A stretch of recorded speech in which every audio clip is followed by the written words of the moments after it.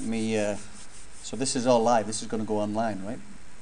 Okay. So I'm about to show you something that is not yet exposed, and after this, people will be pinging the website. So we are actually hosting open access articles directly now. This is messy. I know people are going to criticize us, but take a look. So this is what we are doing in the world of document markup right now. For the open access publishers, we would like to provide them a world where, first of all, not only do we, that's a standard article. If you go to Mulbank's web pages, hosted out of Switzerland, that's what you will see. What we're doing is going one step further. The world today is focused on text mining. There's so much money being put into text mining. They're saying when a journal article is published, you should text mine it so that you can pull out all the information and aggregate it and make things easier to search. I'm on the other side of that. Why would you turn something into text format and then reverse engineer what already existed in the machine readable formats that you wanted? For example, chemical structures are shown on that screen once existed as ChemDraw files or mol files. Now, while we have an engine on here that is presently in testing, chemical data, structure image, I'm going to go here, structure image. It's not working on your computer, works on mine. We can convert those chemical structure images into connection tables live, online, when we issue the little plugin for you. So we can turn those back into connection tables and make those articles structure searchable. But why would I convert them back? So what I want to do is provide a platform whereby the open access publishers are doing all of this work ahead of time. As an author, I think this gentleman sitting here, Martin, will tell you about how much work he did to submit a journal article. Once he'd written it, how much work did he have to do to put it into a template? Then he had to select his reviewers. Then he had to write his letter of introduction. Then he had to go through all of these hoops. I publish 10 publications a year. It's a lot of work today to publish a peer-reviewed article. My belief is that we can get to a place where, certainly for the open access publishers, we can help the open access publishers make their data more available. How? Here you know, as the author, that that is a chemical name. Okay?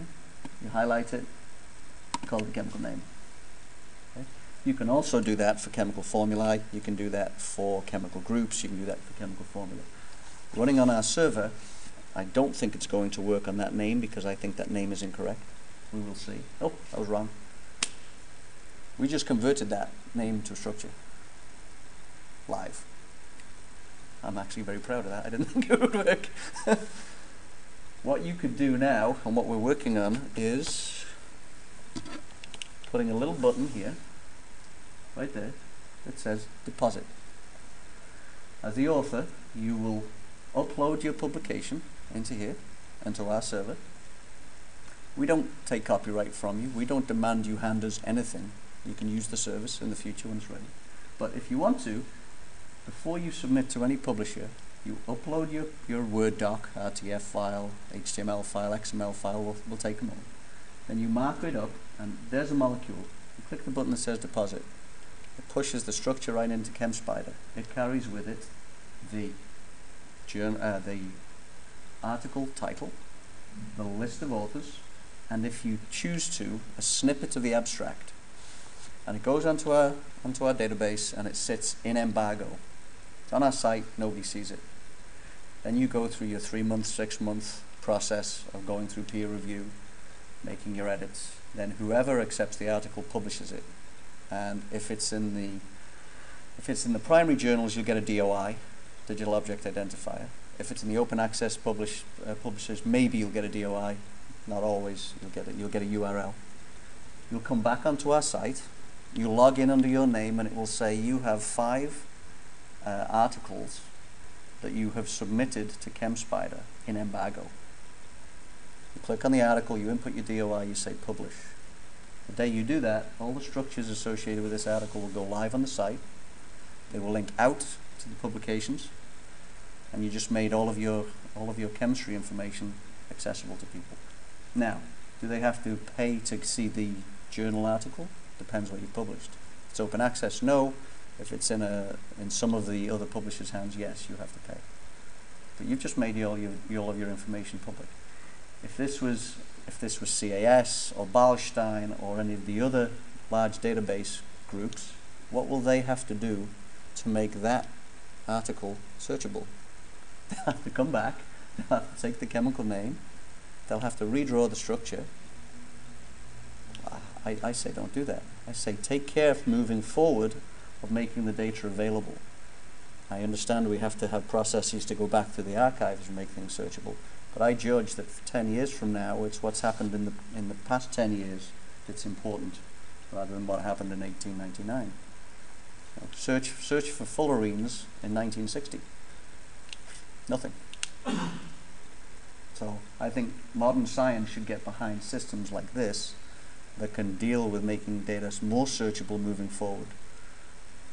The archive is important. We sit on the shoulders of giants, I understand, but modern science can be enabled in this way.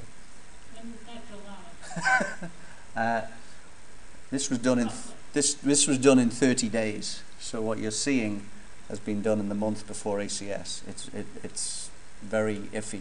As I say, I'm very proud that that worked right there. I hope to roll it out for beta with the team in about 30 days. But what I don't want are thousands of people hitting on this thing. It's very frail, it's very fragile. But just to show you the types of things we're doing. We're working with the National Library of Medicine DTD platform. So you can mark up every article with title, contributors, submission date, acceptance date. These are standard LNM DTD definitions. We've extended it to chemical data, analytical data, and this is all in one single XML file. We can extend it, we can add new buttons, simple, a couple of minutes work. Physchem properties, and of course we could add water solubility, DMSO solubility, you name it, and biological data. This is a platform as a proof of concept. It works. You've just seen it work. This is on his computer. Nothing is pre-planned here. I didn't even plan to show you this. But that's what we can do.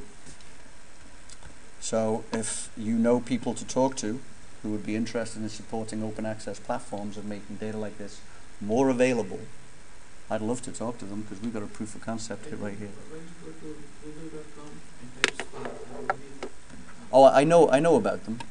Yeah, I know who they are. I just haven't spoken to them. There's a lot of other people that we work with, but it's just priorities, really. I'd love to talk to them. Because they really are. They can download my video now. Really?